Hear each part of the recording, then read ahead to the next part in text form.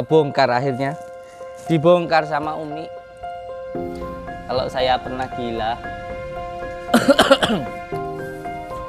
Tapi insya Allah gilanya bukan gila dunia, bukan gila harta, bukan juga gila wanita. Di waktu itu bisa dikatakan gila kepada Allah.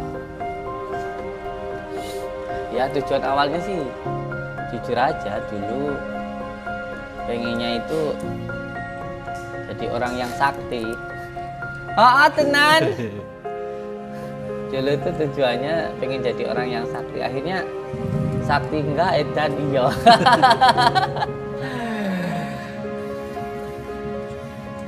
Bergerak tanpa bisa mengendalikan gitu.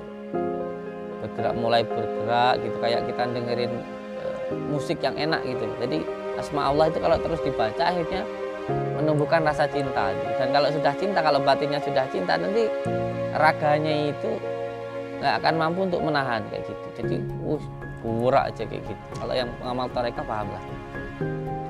Nah setelah badan bergerak terus seperti itu, akhirnya mulut itu seperti berbicara sendiri. Jadi setiap dzikir itu ngomong dewi gitu, nggak karuan. Nah setelah berbicara sendiri, terus seterusnya itu saya itu seperti merasakan titik putih gitu di tengah-tengah alis ini. Nah ini namanya cakra asna. Nah titik putih itu membuat diri kita itu menjadi bingung membedakan antara yang zahir dan yang batin itu bingung. Jadi saya itu ketawa sendiri, menangis sendiri itu karena apa? Karena semua yang saya lihat itu seperti Allah gitu. Jadi kalau melihat gunung yang indah itu, gunung aja indah banget, apalagi yang menciptakan ya gitu. Jadi yang dilihat itu bukan gunung lagi tapi Allah gitu. Melihat lautan yang indah, pantai gitu. Itu yang dilihat bukan lagi lautannya, pantainya, tapi yang menciptakan gitu loh. Indahnya kayak gimana kayak gitu. Tetapi waktu saya datang ke pondok itu sama kiai saya langsung dikaplok. Wah, gitu. Tampar saya.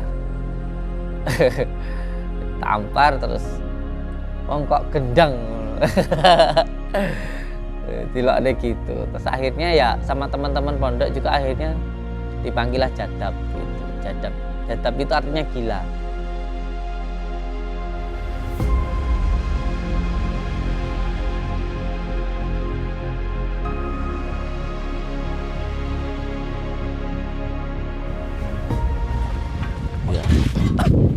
Assalamualaikum warahmatullahi wabarakatuh.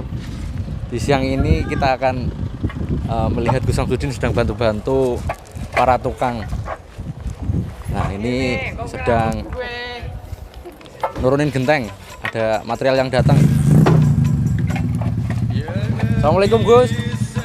Waalaikumsalam.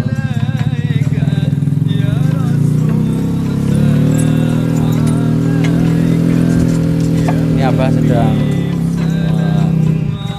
bantu-bantu nurunin.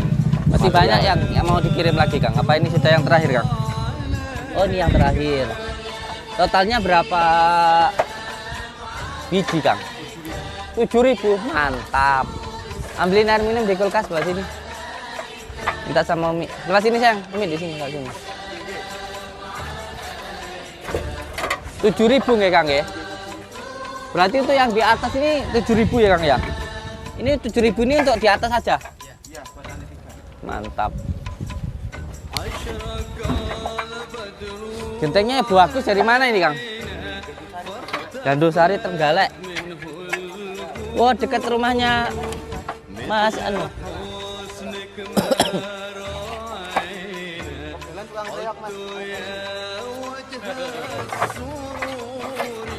Nah nanti malam kira-kira kalau diminta sekitar 10 biji bisa ya?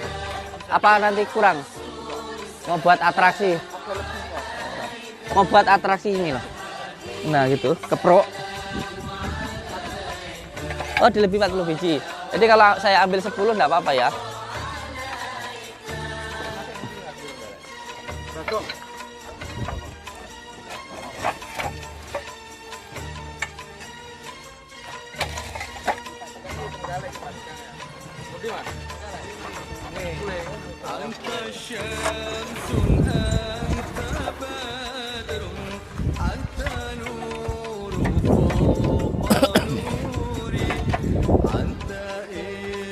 Gentang ini juga ada filosofinya loh.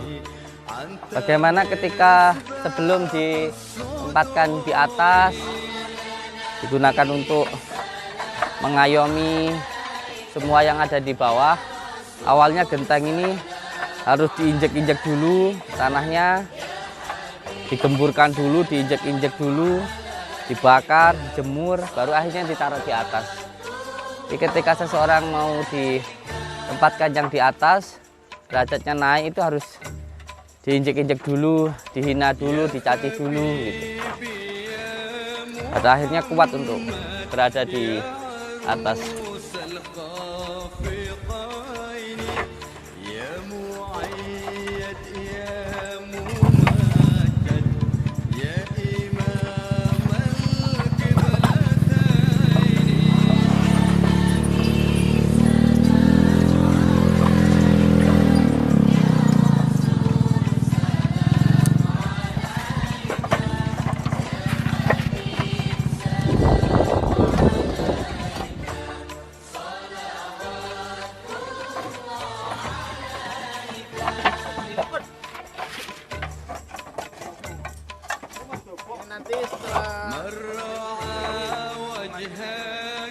Insya Allah untuk lantai 3 nanti ketika sudah jadi, kita nanti akan ke sana membangun yayasan yatim piatu. Di belakangnya Padepokan. Jadi nanti setelah lantai 3 ini jadi, insya Allah kita akan segera membangun untuk yayasan yatim piatu. Karena cita-cita saya dan Umi dari dulu itu pengen punya anak yang banyak, itu anak yatim.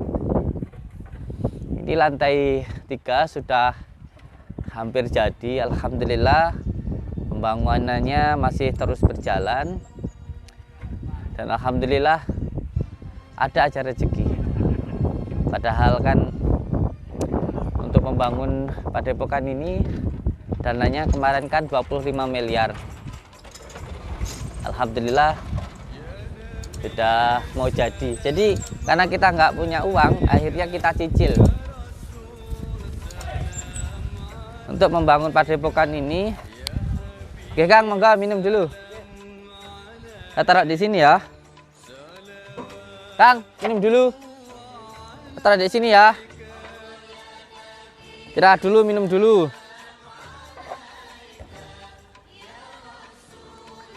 Saya juga minta satu ah. Karena untuk membangun Padepokan ini saya tidak punya uang. Akhirnya saya cicil. Itu kenapa ngumpet-ngumpet itu? Ada yang ngumpet-ngumpet? Astagfirullahaladzim. Wah iya. Ini yang semalam. Puasa enggak? Minum dulu. Minum. Duduk, minum. Duduk. Nah, minum dulu. Ini yang kelewatan semalam ya? Kasihan.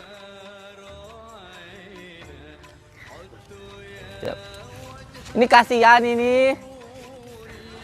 Ngumpet-ngumpet. Karena untuk membangun Padepokan ini dulu awalnya saya enggak punya uang, cuman punya niat aja. Akhirnya ketika saya tanyakan ke pemborongnya, ke arsiteknya, itu nilainya 25 miliar. Karena uang 25 miliar saya nggak punya, akhirnya saya cicil selama hampir 1 tahun lebih. Setiap bulannya, setiap minggunya saya bayar 250 juta. Ini setiap minggunya saya cicil. Dan alhamdulillah sampai sekarang masih terus berjalan. Itu tinggal pemasangan atapnya itu ya.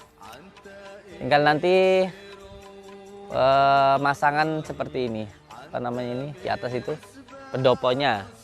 Di atas tinggal pendoponya insya Allah. Bisa lihat-lihat di atas, Pak? Boleh. Boleh, nanti kita naik ke atas nanti.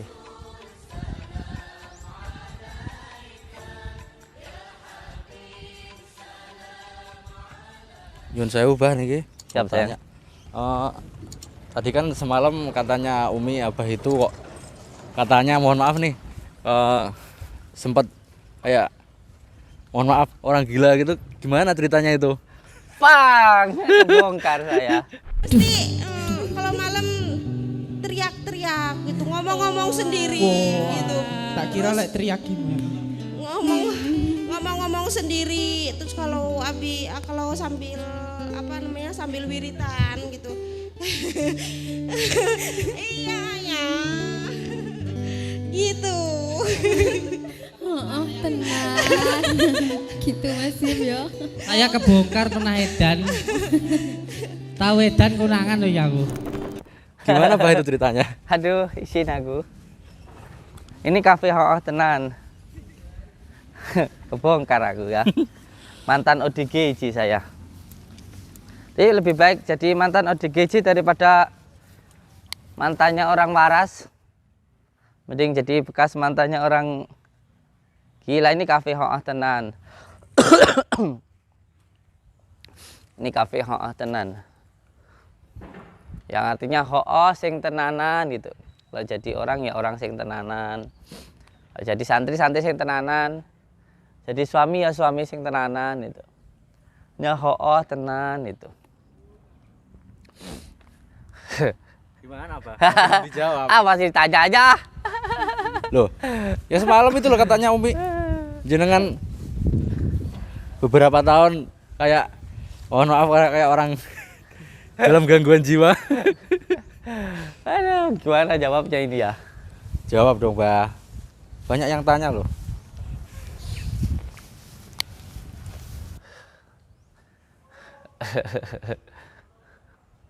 Ini kafenya nih.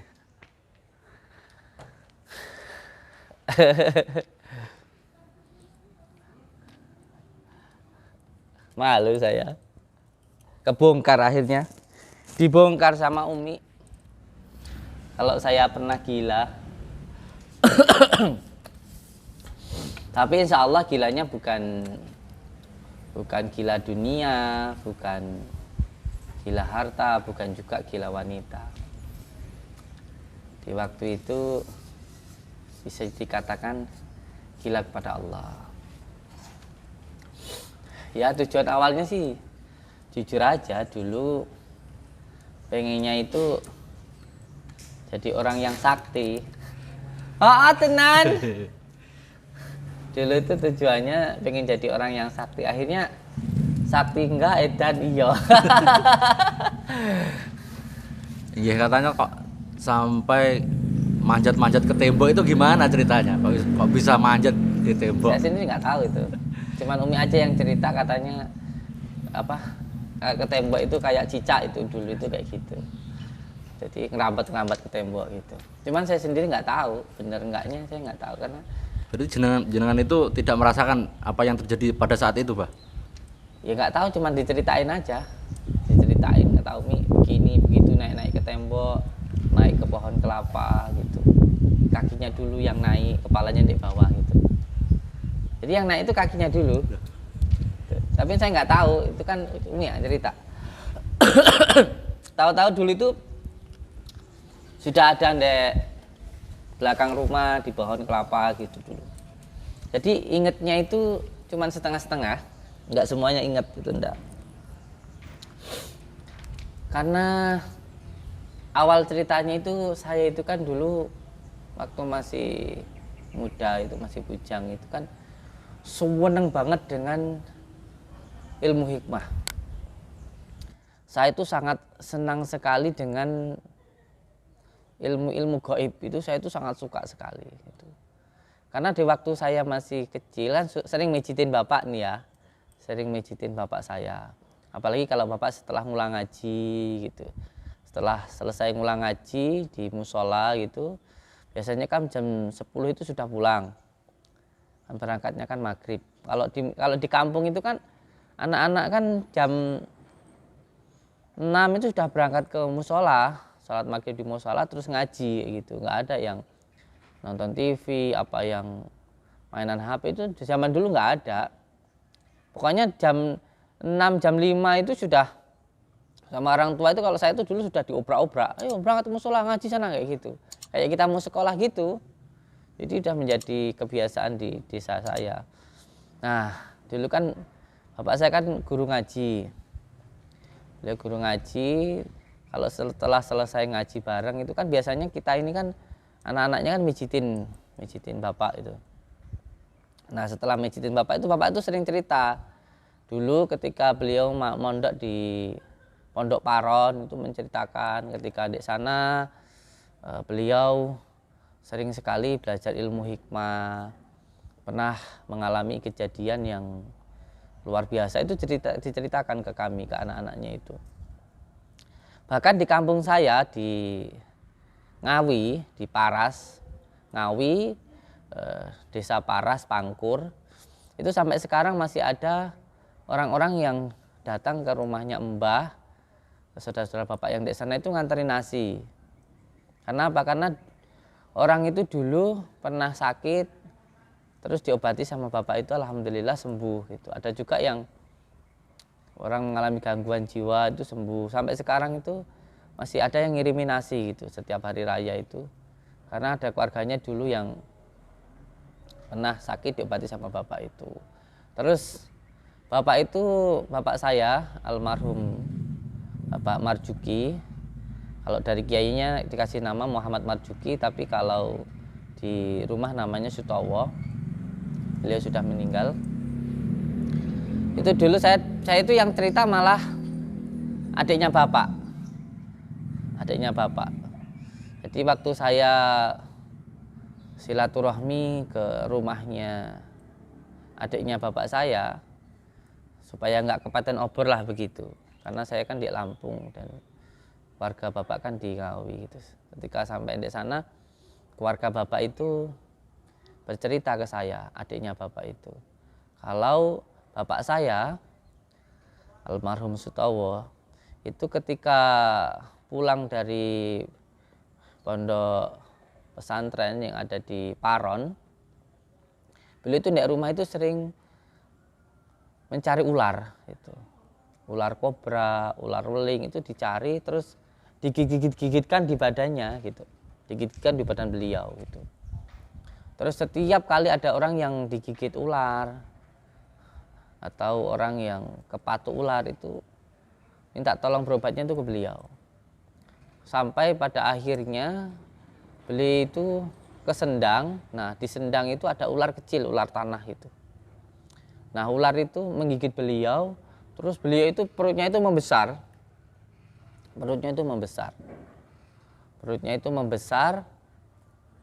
Sampai diobat-obatkan kemana-mana itu nggak sembuh-sembuh. Pada akhirnya ada orang yang jalan di pinggir jalan itu tiba-tiba masuk ke dalam rumah beliau, terus langsung mengobati beliau gitu. Alhamdulillah sembuh. Dari situ beliau sudah tidak lagi melanjutkan keilmuan beliau lah di bidang ular-ular itulah. Akhirnya terus beliau itu merantau ke Lampung. Nah, di Lampung itulah ketemu sama ibu saya. Terus akhirnya lahirlah saya. Saya dua bersaudara. Laki dan perempuan. Saya anak ragil. Makanya saya manja. Istri saya juga anak satu-satunya. Jadi anak ragil menikah dengan Umi itu anak satu-satunya itu. Nah, karena saya itu sering mendengar ayah saya itu sering bercerita ketika dek pondok, asiknya dek pondok, terus asiknya belajar ilmu hikmah, terus kok begitu asiknya, hebatnya itu dari kecil itu akhirnya muncul giroh ya, muncul sebuah kecintaan dan kesenangan gitu terhadap ilmu hikmah gitu. Sampai akhirnya saya itu tiap hari itu selalu ngomong, Pak, aku mau ajarin ilmu hikmah, Pak, aku mau diajarin ilmunya gitu. Setiap habis ngaji itu selalu bilang kayak gitu. Terus bapak itu selalu hanya menjawab, nanti belum waktunya, nanti kalau udah waktunya lah yo bisa belajar kayak gitu. Terus beliau pernah bilang juga ke saya, nanti kalau sampean sudah selesai sekolah SD, nanti panjenengan saya kirimkan ke pondok pesantren di Jawa gitu. Tapi ya karena sudah menjadi kehendak Allah nggih. Ketika saya belum selesai sekolah, orang tua saya sudah meninggal, sehingga niat beliau yang sangat ingin memondokkan saya di Pulau Jawa itu belum keturutan gitu. Nah, akhirnya ketika beliau sudah dipanggil oleh Allah, maka kerentek saya, giroh saya, dan kesenangan saya untuk belajar ilmu hikmah itu terus berlanjut, tetap menggebu-gebu. Akhirnya saya meminta izin ridho kepada ibu dan kakak saya ya, kedua orang yang sangat dekat dengan saya ini. Saya mohon izin untuk pergi ke Pulau Jawa untuk belajar ilmu hikmah itu waktu itu. Dan sebelum saya berangkat memang juga banyak sekali kejadian-kejadian yang terjadi di dalam keluarga saya yang akhirnya menambah keinginan saya untuk belajar ilmu hikmah. Karena waktu ketika ayah saya setelah meninggal, itu banyak sekali kejadian-kejadian yang menurut saya sangat-sangat mengguncang batin saya. Bahkan ketika ayah saya sakit, itu saya melihat dengan mata kepala saya sendiri, ada tiba-tiba ada kayak seperti bola api di atap rumah gitu. Terus banyak juga yang warga situ yang mengatakan kalau ayah saya itu terkena santet kayak gitu. Ada dari musuhnya dulu yang menyantet beliau gitu. Dan saya juga mengalami banyak kejadian ketika saya mengurus orang tua saya, karena beliau itu sakit 5 tahun ya.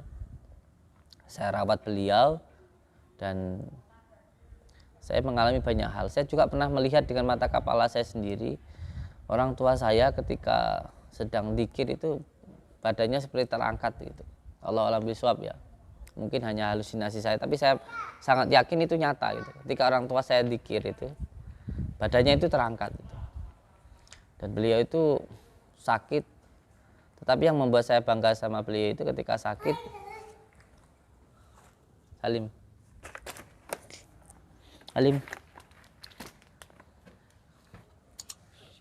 sekolah tadi, ini pulang sekolahnya di Lukmanul Hakim, sekolah NU. Nah, namanya siapa? Mas Said Muhammad Abu Hasan As-Sajili. Siap. Ini sekolahnya di Lukmanul Hakim.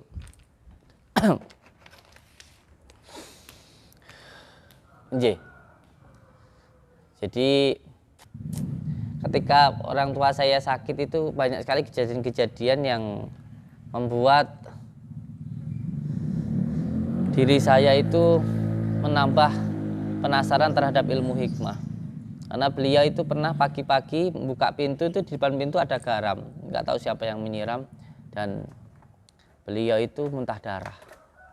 Jadi menurut dari beberapa saudara-saudara saya dan gurunya, orang tua saya itu pun juga meninggal karena terkena santet begitu. Ada salah satu dukun yang tidak terima pasiennya itu disembuhkan oleh orang tua saya. Iya. Nah, karena orang tua saya yang menurut dari beberapa orang meninggal karena santet, dan saya melihat sendiri kejanggalan-kejanggalan yang terjadi di dalam keluarga saya, apalagi ketika orang tua saya sakit. Orang tua saya itu kalau sakit terkadang berbicara sendiri begitu. Akhirnya saya semakin penasaran dengan ilmu hikmah. Nah, setelah ayah saya meninggal, maka saat itu saya memohon izin kepada ibunda saya, kepada mamak saya untuk belajar ilmu hikmah. Akhirnya saya niat untuk berangkat ke Jawa. Dimulai dari Lampung. Dari Lampung itu saya pertama niat, benar-benar niat untuk jalan kaki dari Lampung sampai ke Banten. Nah, di Banten itu ada di desa Kresek itu ya, ada seseorang yang sampai saat ini beliau saya anggap sebagai guru batin saya. Setelah dari Banten banyak pengalaman ya yang sampai saat ini masih membekas di dalam diri saya. Karena beliau itu namanya itu Mang Ode. Beliau itu cuma petani, tapi beliau pernah berbicara kepada saya itu bahwa panjenengan nanti gitu ya, di tahun ini, di umur segini akan seperti ini itu beliau itu berbicara seperti itu. Beliau berbicara seperti itu. Bahkan beliau pernah menyampaikan kepada saya bahwa nanti pada akhirnya yang menjadi negara adidaya itu bukan Amerika, tapi Cina. Nanti akan ada peralihan. Beliau berbicara seperti itu. Pada akhirnya menjadi polisinya dunia nanti bukan Amerika tapi Cina. Gitu. Dan apa yang beliau sampaikan ke saya sampai beliau mengatakan nanti panjenengan di umur 33 tahun akan mempunyai sebuah pondok pesantren yang di situ banyak anak-anaknya tapi nanti akan banyak cobaannya dan ada masanya nanti jenengan akan benar-benar dihantam luar biasa. Dan ternyata benar, di umur saya yang 33 tahun ini saya mengalami sesuatu hal yang luar biasa. Nah, kalau menurut saya ini bukan ramalannya tapi seperti isyarah itulah. Allahu a'lam bishawab. Dan sampai sekarang beliau masih terus membimbing saya. Nah, dari Banten terakhirnya saya ke Pondok Buntet, silaturahmi ke sana. Terus dari Pondok Buntet saya terus melakukan perjalanan sampai ke Jawa Tengah, ke tempatnya Abbas Suyuti Al-Ghazali. Terus pada akhirnya saya nyambi kerja sambil bekerja waktu itu. Kenapa sayang? Sini sayang. Gendong dulu adiknya.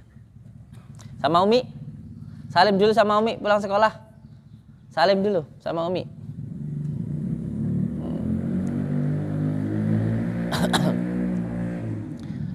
Pada akhirnya setelah sampai di tempat Abbas Suyuti Al-Ghazali, di sana saya bil hikmah sama beliau disambi dengan kerja gitu. Jadi mungkin kemarin itu kan ada yang mengatakan Abah itu di tahun itu juga bekerja. Memang iya, karena saya di waktu itu ceritanya itu jadi santri kalong gitu loh. Jadi kerja beberapa hari, terus nanti balik lagi ke pondok, terus kerja lagi kayak gitu. Karena waktu itu pun saya juga harus menafkahi orang tua saya. Sana sambil kerja, sambil ngaji kayak gitu. Makanya kalau ada yang bilang, loh waktu itu kan tahun itu kan kamu kerja, iya, memang saya kerja sampai 1 minggu, nanti di pondok 1 hari, kerja lagi, terus bolak-balik seperti itu. Nah, setelah dari Abbas Suyuti Al-Ghazali, terus akhirnya saya ke Pondok Condromowo. Dari Pondok Condro terus akhirnya menikah inilah. Nah, ketika sudah menikah inilah saya semakin mantap mengamalkan ilmu hikmah. Jadi perlu untuk dipahami ya, ketika kita sudah menikah itu malah semakin mantap mengamalkan ilmu hikmah itu. Karena apa? Karena ketika mengamalkan ilmu hikmah itu kan pantangannya, tirakatnya yang paling kuat itu kan tidak melakukan maksiat. Itu tirakat yang paling kuat di dalam ilmu hikmah itu ialah tidak melakukan maksiat. Sedangkan kalau kita belum punya istri itu kan gampang lihat wanita cantik bingung ya kan. Belum ada curahan kasih sayangnya kayak gitu. Untuk mencurahkan itu kan belum ada. Untuk melampiaskan itu kan belum ada. Akhirnya ya setelah menikah itu jadi lebih mantap. Nah, ketika sudah menikah, akhirnya lebih mantap mengamalkan amalan yang dari Abah Hamid, yaitu Abah Yai di Condromowo itu. Nah, ketika mengamalkan amalan itulah sayang, terjadinya sesuatu hal yang di luar dari kenalaran. Itu ketika saya istiqomah mengamalkan sholawat nuridat dan dzikir ismudat. Dzikir ismudat itu dzikir Allah, Allah, Allah, Allah, itu masuk nafas Allah, keluar nafas Allah, masuk nafas Allah gitu. Terus akhirnya beliau memberikan ijazah ke saya dzikir Yahu. Jadi hu Allah itu kalau di dalam ilmu tasawuf disebut dengan zikir saman. Jadi zikir ismujad, terus setelah naik gitu, baru beberapa tahun setelah mengamalkan zikir ismujad Allah itu ditarget ya satu hari 12.000. Terus setelah itu baru naik ke zikir saman. Zikir saman itu zikir hu Allah gitu. Itu penjelasannya ada di dalam surat Al-Ikhlas. Kenapa surat Al-Ikhlas itu awalannya menggunakan kul hu. Itu menandakan Allah itu menerangkan tentang siapa dirinya gitu. Hu Allah gitu. Jadi masuk nafas hu, keluar nafas Allah. Tapi amalan ini harus diamalkan yang sudah mendapatkan ijazah ya, yang belum jangan. Ini hanya sekedar cerita saja gitu ya. Nah, ketika saya malam mengamalkan zikir ini, itu saya berjalan sekitar 2 tahun. Jadi ketika saya mengamalkan amalan ini itu sering sekali saya itu ketawa sendiri, terus menangis sendiri kayak gitu. Oh tenan. Jadi saya itu sering ketawa sendiri, menangis sendiri kayak gitu. Ya seperti kayak orang gila gitu. Sampai akhirnya saya bilang sama Umi, yang nanti kalau semuanya terjadi, ini demi Allah ya, demi Allah. Saya katakan sama istri saya, yang nanti kalau terjadi apa-apa dengan saya, dengan taruh aja aku ndek pondok Condro, terus sampean pulang kayak gitu. Saya bilang seperti itu. Tapi karena Umi itu cintanya luar biasa ya, apa? Jadi walaupun suaminya gila itu enggak ditinggalin. Jadi masih tetap diurus gitu. Karena apa? Karena sering saya itu seperti hilang kesadaran gitu loh. Sering kalau setiap malam itu Mas Fikri masih sering nemuin, masih sering nemuin saya kayak gitu. Bahkan hampir semua karyawan saya dulu tahu. Hampir setiap malam itu saya kalau zikir itu pertama itu yang saya rasakan itu badan kayak bergetar gitu. Ngewel gitu loh, itu yang pertama. Terus yang kedua itu bergerak tanpa bisa mengendalikan gitu. Mulai bergerak gitu, kayak kita dengerin musik yang enak gitu loh. Jadi asma Allah itu kalau terus dibaca akhirnya menumbuhkan rasa cinta gitu. Dan kalau sudah cinta, kalau batinnya sudah cinta, nanti raganya itu nggak akan mampu untuk menahan kayak gitu. Jadi kurak aja kayak gitu. Kalau yang pengamal tarekah paham lah. Nah setelah badan bergerak terus seperti itu, akhirnya mulut itu seperti berbicara sendiri. Jadi setiap zikir itu ngomong dewi gitu, nggak karuan.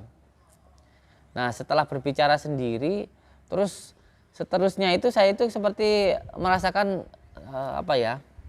titik putih gitu di tengah-tengah alis ini. Nah ini namanya cakra asna. Nah titik putih itu membuat diri kita itu menjadi bingung membedakan antara yang zahir dan yang batin itu bingung. Karena apa? Karena ketika melihat orang, apapun yang kita lihat itu seperti Allah gitu. Jadi nggak ada yang nggak Allah tuh nggak ada. Ngelihat gunung itu Allah, ngelihat lautan itu Allah. Ini hati-hati ya, bahasa seperti ini kalau dipahami secara awam takutnya jadi syirik gitu. Ini bahasa tasawuf sebenarnya. Hampir semua orang-orang yang mengamalkan tarekah biasanya mengalami hal kayak gini. Jadi saya itu ketawa sendiri, menangis sendiri itu karena apa? Karena semua yang saya lihat itu seperti Allah gitu. Jadi kalau melihat gunung yang indah gitu, gunung aja indah banget apalagi yang menciptakan kayak gitu. Jadi yang dilihat itu bukan gunung lagi tapi Allah gitu. Melihat lautan yang indah, pantai gitu. Itu yang dilihat bukan lagi lautannya, pantainya, tapi yang menciptakan gitu loh. Indahnya kayak gimana kayak gitu. Terus melihat orang manusia kayak gitu. Orang kok bisa hidup walaupun sebenarnya dia sendiri tidak bisa menghidupkan diri sendiri, kan aneh ya. Gimana kalau mobil kan ketika hidup pasti dia dihidupkan. Kalau enggak kan dia berhenti. Tapi manusia enggak. Manusia kan tetap hidup walaupun dia tidak bisa menghidupkan.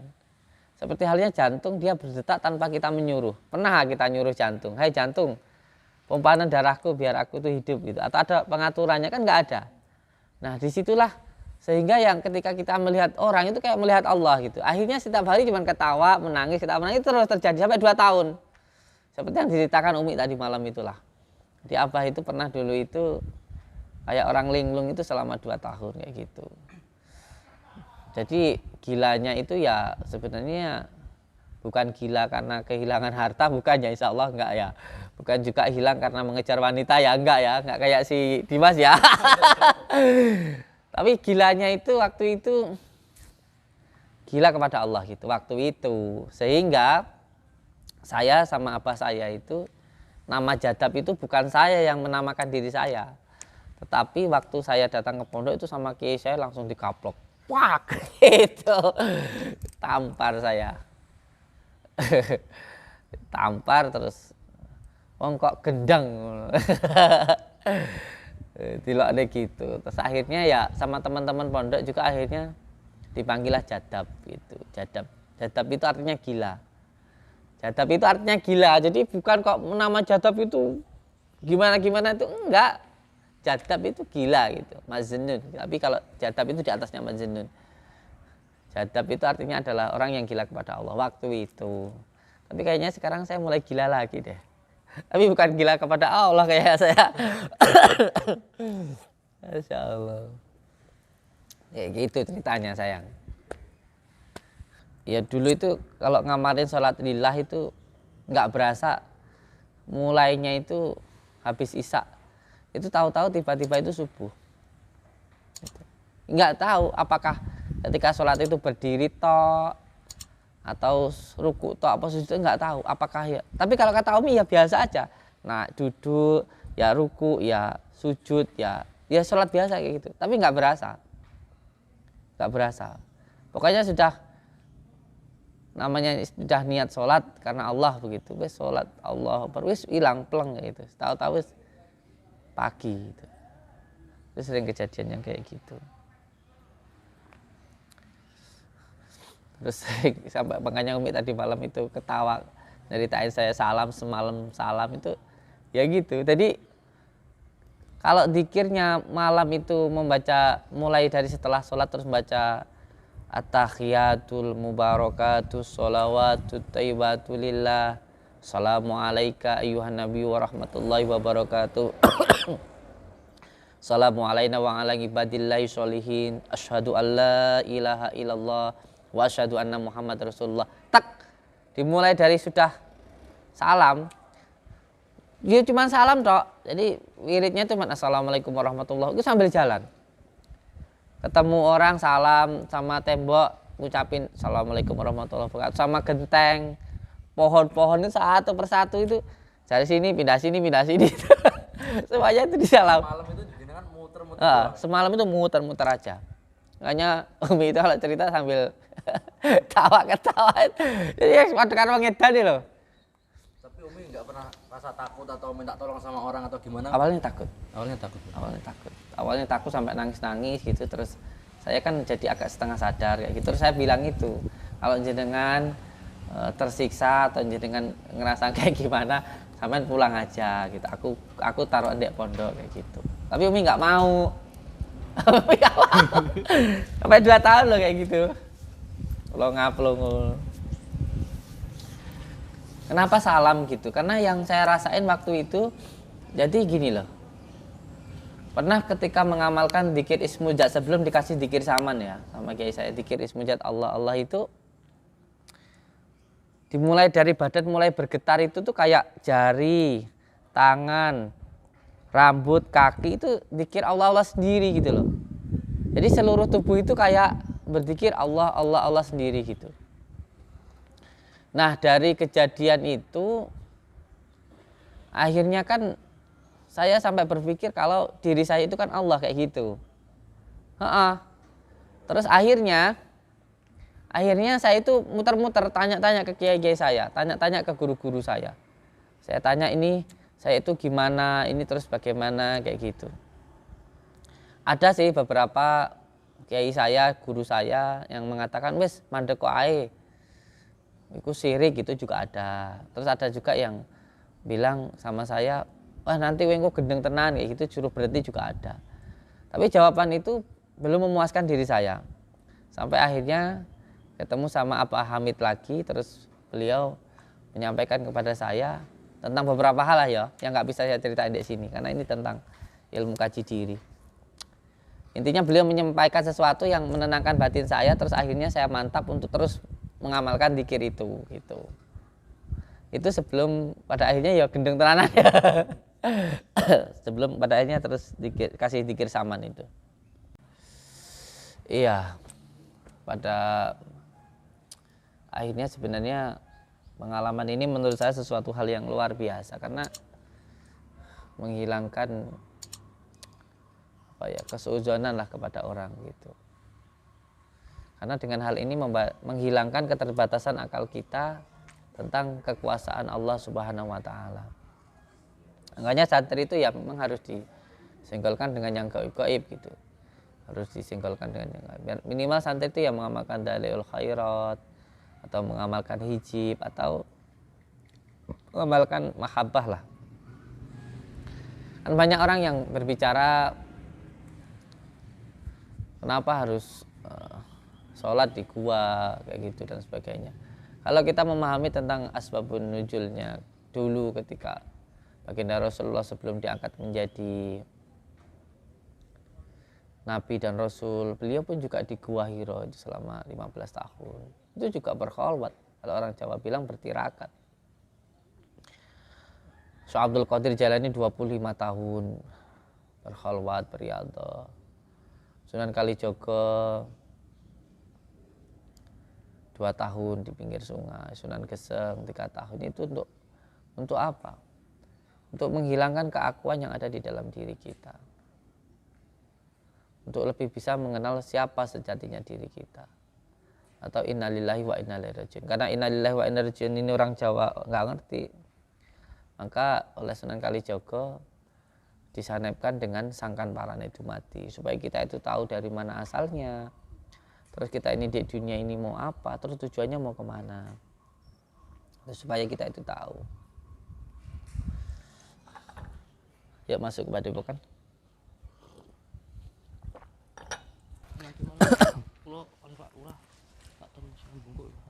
Iya, sama saya juga. Sunan Bungku. Ini lupa. Heran lupa. Enggak apa-apa. Kulo wirid mau aku mlaku lho Bang. Sampai niku wedi wae kulo dolanan anu. Aman lho Bang.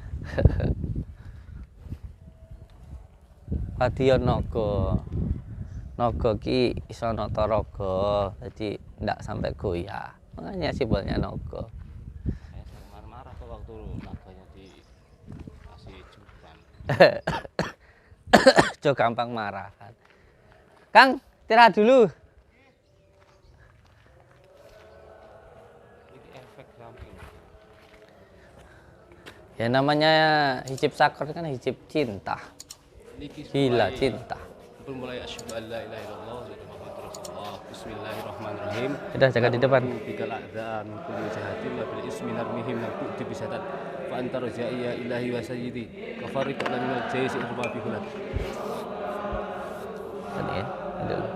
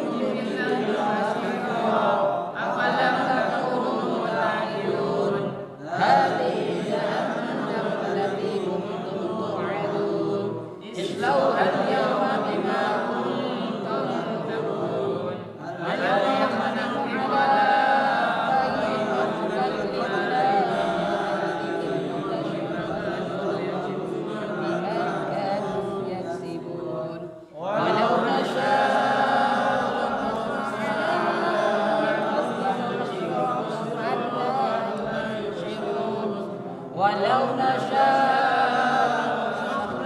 ala ma'adri ma'astatu wa man yamirun yasfisul khalqi afala yaqilun wa ma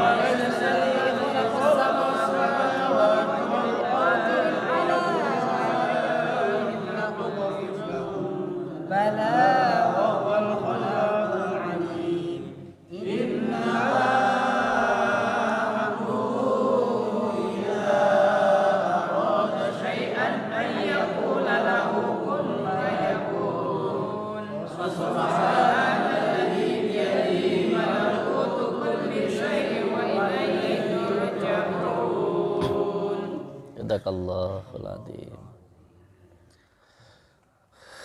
Nggih, monggo diniatkan untuk pembacaan surat Yasinnya untuk mencari ridha Allah Subhanahu wa taala dan mendoakan saudara-saudara kita dimanapun berada, terutama yang terkhusus yang sudah bersedekah dengan cara membeli madu padepokan. Semoga kalau punya penyakitnya segera diangkat oleh Allah Subhanahu wa taala. Yang punya usahanya dilancarkan oleh Allah Subhanahu wa taala. Yang sedang bekerja sebagai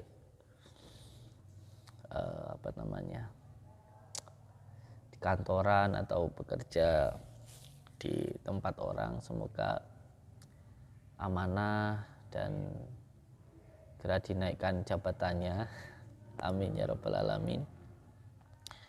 Dan yang mendapatkan gangguannya segera dihilangkan oleh Allah Subhanahu wa taala. Semoga semua saudara-saudara kita yang membeli madu atau sarana ruqyah di padepokan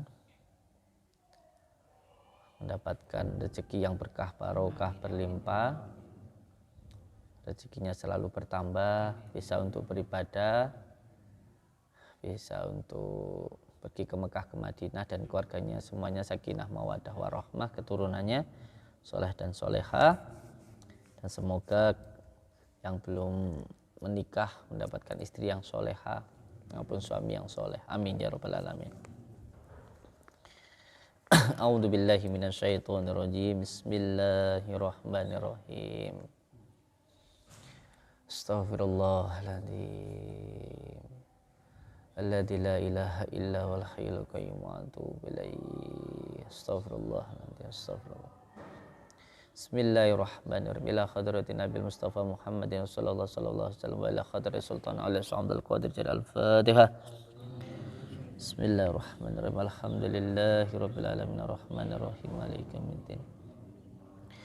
Ya na'budu wa nasta'inu ihdinas siratal ladzina an'amta alaihim. Bismillahirrahmanirrahim. Ya Syekhus Kulaini, Ya Kutuba Rabbani, Ya Ghasus Sumadani, Ya Mahmubas Subhani, Ya Muhyiddin Aba Muhammadin Sayyidina Sya'abal Qadir Jalani, Agisni wa Midani, Fi qadai hajat wa ya qadi al hajat wa ya qadi al hajat wa ya qadi al hajat. Ya Allah ya Rabbi, saya minta hibatnya barokahnya Sya'abal Qadir. Saya minta ya Allah untuk siapapun saudaraku dimanapun berada ya Allah yang membeli paket ruqyah kesehatan, yang membeli madu, yang membeli semua saran yang ada di Padepokan mendapatkan keselamatan ya Allah, diberikan perlindungan ya Allah, selamat dunia dan akhirat ya Allah, selamat keluarganya, selamat dirinya ya Allah, selamat negara ya Allah. Ya Allah ya Allah ya Rahman ya Rahim. Bismillah bismillah bismillah. La haula wala quwwata illa billah. Alhamdulillah. Jadi untuk semua anak-anakku alhamdulillah kita istiqomahkan di setiap harinya untuk membaca Yasin Fadilah, karena ini amalan yang sangat luar biasa, dibaca setiap hari, jadi istiqomahkan setiap harinya 41 kali, dibagi waktunya, dimulai pagi, santri nanti bergantian, siangnya 7 kali, nanti habis maghrib 7 kali, dan nanti ketika tengah malam dilakukan lagi 7 kali. Diistiqomahkan nggih, bergantian untuk membaca Yasin Fadilah, untuk mengasma media-medianya supaya bermanfaat untuk saudara-saudara kita. Ketika kita bisa bermanfaat untuk orang lain, itulah manusia yang paling baik. Karena kalau untuk menjadi orang yang baik saja itu mudah, duduk di kamar nggak melakukan apa-apa sudah baik, tapi yang bisa bermanfaat untuk orang lain inilah yang harus kita lakukan. Sebisa mungkin apapun yang kita bisa lakukan, kita lakukan, yang penting itu baik. Tentu akan ada cobaannya, tapi yang penting ketika kita bisa melakukan sesuatu hal yang baik, terus lakukan kebaikan itu. Yang penting bisa bermanfaat untuk umat. Dilanjutkan. Monggo. Iya, monggo. Yasinnya dibaca lagi.